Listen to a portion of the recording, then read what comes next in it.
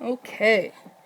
Learn to identify patterns in scatter plots and informally fit and use a linear model to solve problems and make predictions as appropriate. So clustering is when data points in a scatter plot are grouped more in one part of the graph than the other. Okay? So, a study is conducted to measure the effect of fatigue on texting speed. Oh my geez. Anyways, describe the pattern. The pattern is linear. Oops.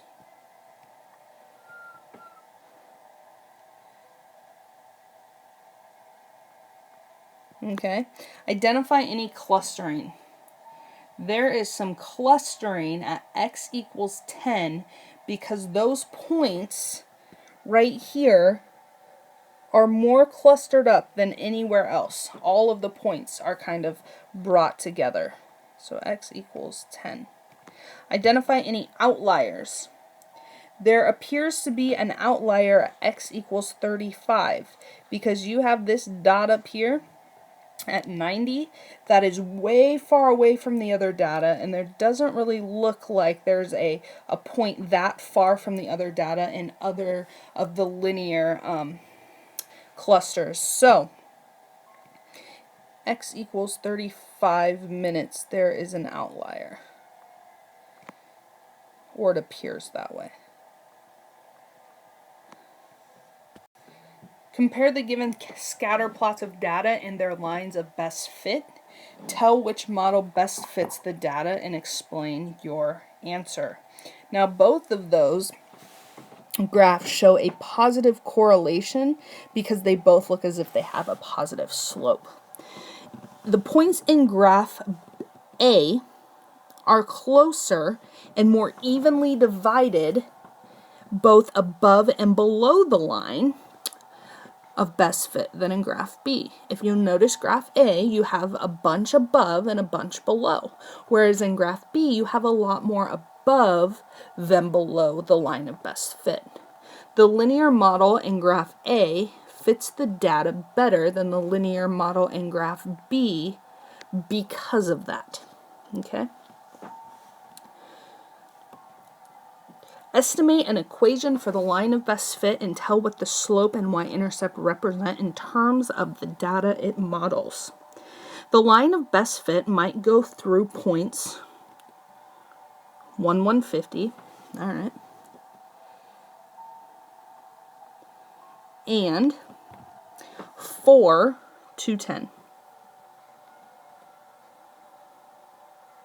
Now they got that from the starter right here, the starting point and the ending point. That's where they got those. It wasn't just random. They actually took those from that.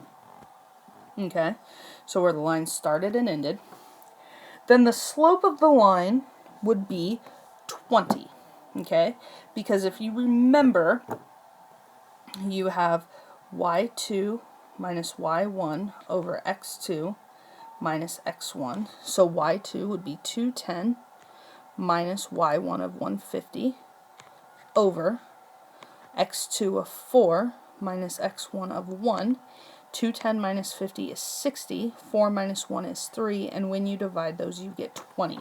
So that's where they get the slope of 20.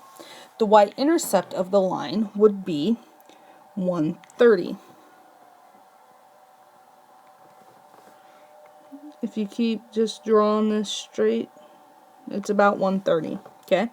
So the equation of the line, you take y equals, your slope comes first, 20, followed by your x, followed by your y-intercept. A slope of 20 indicates that football players gain about 20 pounds per year. A y-intercept of 130 means that a football player begins playing weighing about 130 pounds. And you have quite a few check-it-outs today. Use the scatter plot of flight costs for exercises 1 through 3. So, and then on 4, you're going to compare the scatter plots in graph C and graph D and their lines of best fit, which model better fits the data. And then you have that scatter plot for exercises 5 through 7. Good luck!